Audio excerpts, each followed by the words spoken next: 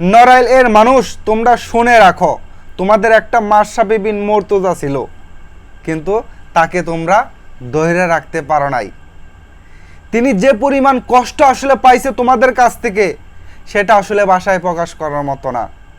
তিনি এ কথাও বলেছে যে আমি যদি মারা যাই, আমার লাশটা যেন নড়াইলে মাটি দেওয়া না হয়।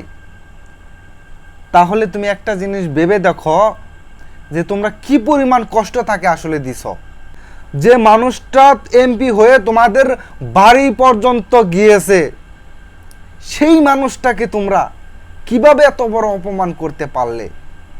আজকে সে ঘরের এক কোনায় বসে বসে শুধু আফসোস করে যে আমি এই নড়াইলবাসীর জন্য আসলে কি না করে নাই।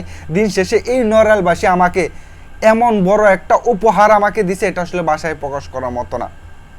আমার 20 বছরের 22 বছরের ক্যারিয়ার, যতগুলা উপহার, যতগুলা মেডেল, যতগুলা ইতিহাস আমার ঘরে ছিল, সবগুলা তোমরা চুরি করে নিয়ে গেছো। তোমরা এতই লুবি, এত পরিমাণ আসলে লুবি হয়ে গেছো, এটা আসলে ভাষায় প্রকাশ করার মতো না। তো যাই হোক, মাশরাফি বিন মুর্তজা একদিন ফিরবে, সেটা নড়াইলবাসীদের জন্য নয়, পুরো বাংলাদেশের জন্য। এটা মাথায় রাখো।